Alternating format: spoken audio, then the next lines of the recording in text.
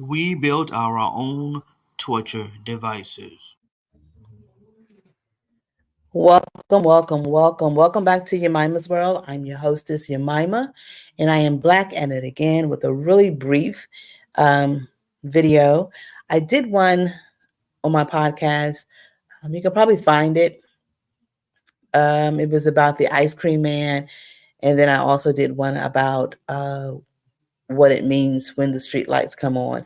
So I'm kind of doing like a series of Black in the Day, if you will. And the series is kind of like things that we did back in the day that we didn't understand why we did it. And so this series is going to continue, but it's going to also talk about things that we say and we don't know where it came from. So being in this young country, because the United States is really a young country, it's what, 200 and some odd years old. Um, a lot of things that we as Black people say and do definitely come from times of chattel slavery. A lot of things the white people say and do also comes from slavery, because this country was built on the backs of Africans. It was built on the back of chattel slavery. And so a lot of things that they continue to do and say today stem from slavery. Uh, One of the things I want to talk about today, or the thing that I want to talk about today, is a barrel of laughs. And um, I will admit, I didn't really hear this phrase growing up, a barrel of laughs. I've heard a barrel of monkeys, and I'm going to do one on that as well. But a barrel of laughs, I never really heard about it. But as I got older, I started to hear it being said more and more. And so I'm going to take you back in the day to where a barrel of laughs stemmed from. So you can see on the screen there is a Black man, and he appears to be working on a barrel. I don't know if he's making the barrel, or if he's fixing it, repairing it, or trying to open it. But anyway, it is a barrel that he is working on. Now, our ancestors were forced, of course, into slavery and into chattel slavery, and they were forced into making their own torture devices. Our wonderful blacksmiths, and if you are of the Yoruba and of the Ifa tradition, you know that the Orisha that is relegated, or that is part of the blacksmith or the iron, is Ogun. And so a lot of our ancestors were blacksmiths. A lot of them were of the nature of Ogun. And they were tasked to create things that were going to be torture devices for the other enslaved Africans. They created leg irons.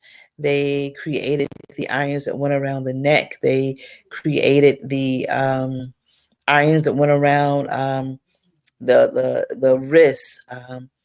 They created torture devices that were going to be used, and it could have been against someone in their own family. And so we were tasked with creating, or not creating, but of making our own torture devices. Now, what does that have to do with the barrel? Okay, so back in the day, like yesterday, uh, palm colored people don't like to see Black people happy unless they're in the fields working. In the fields today are corporate plantations, and I'm going to do a whole episode on that one. But they didn't like seeing Black people happy. They couldn't laugh, they couldn't smile. You can't find a picture of Black people smiling, I swear, up until probably maybe the 1950s. But if you took pictures of Black people, were they actually smiling in pictures? Because prior to that, we didn't really have a whole lot to smile about.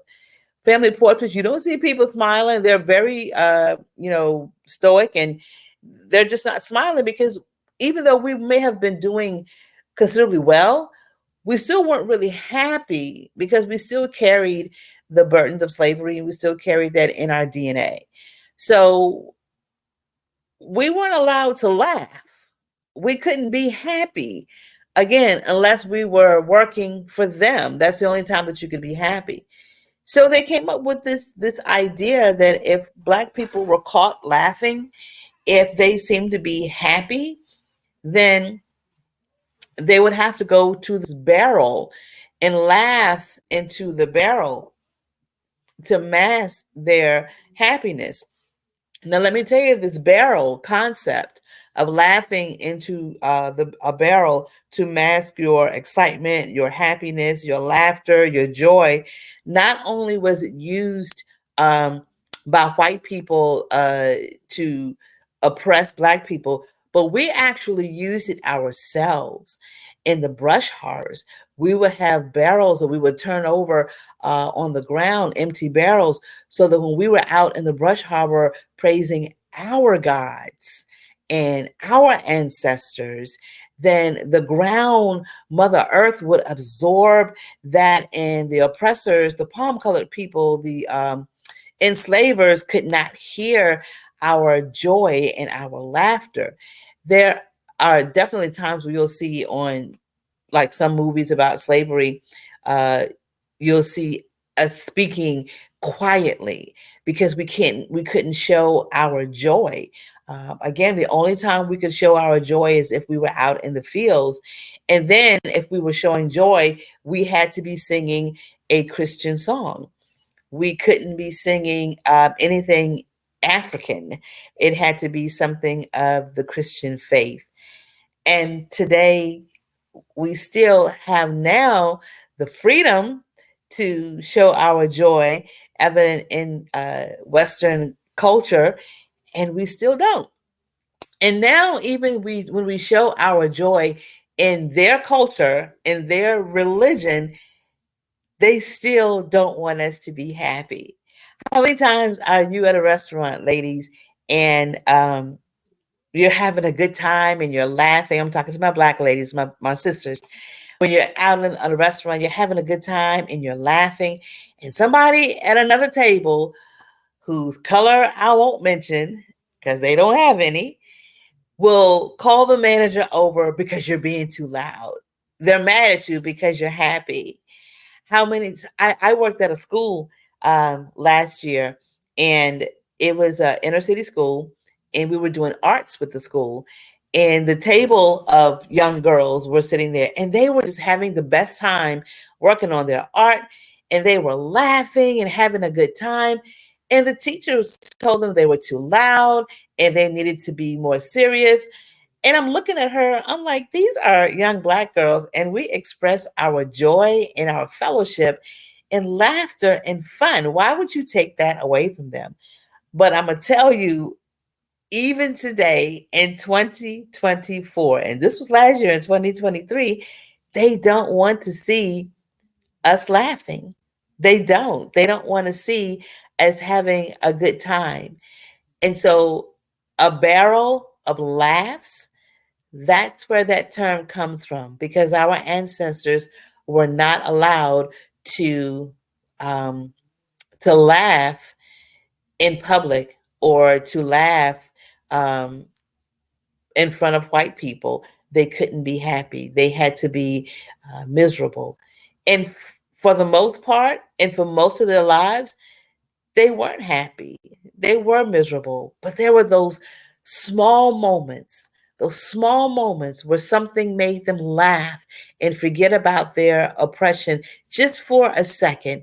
And we couldn't even show our happiness there. It's the same way when our children graduate.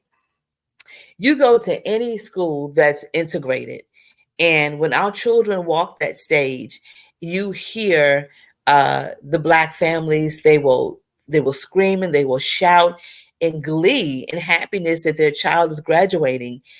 And white people, when their kids graduate, it's like a little hand clap or whatever. And over time, now I believe that in graduations that they'll tell you beforehand, we will not tolerate any yelling, screaming, woo wooing or whatever it is that Black people do. We will not tolerate that.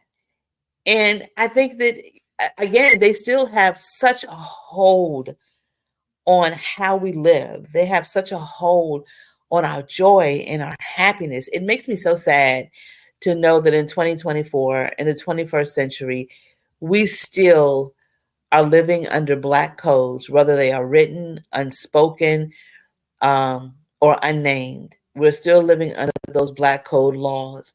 And every day they come up with a new one of something that we can't do around them.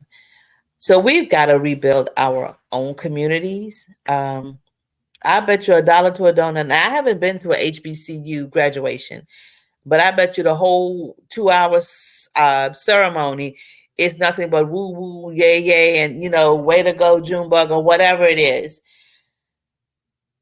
So I just wanted to bring this to you. Black in the Day, a barrel of laughs, my ass. I'm going to do another one probably tomorrow. I keep with the series of Black in the Day and with other things that I've been doing. Look, y'all, thanks for listening. Look, subscribe to the channel, share this video with people. I'm a historian. I'm a Black historian, and I try to give you information that you're not going to get in school. People aren't going to tell you because they don't know. So I try to give you information to pass on. So when white people say stuff to you, you know exactly what they're saying because they know the history of these things. They do. That's why they use it, because they know you don't know. So I try to bring this information, but in order for me to bring it to you, I need you to subscribe so that I can get my subscribers up, so that people know, hey, she's talking about some good things and some things that we need to know. So until next time, look, take care of each other, love yourself, love the Most High, love on your ancestors, honor your ancestors, and I promise you, they will honor you. So love, peace, and hair grease. And most of all, stay healthy, stay safe, and stay Black until I'm Black again. Peace.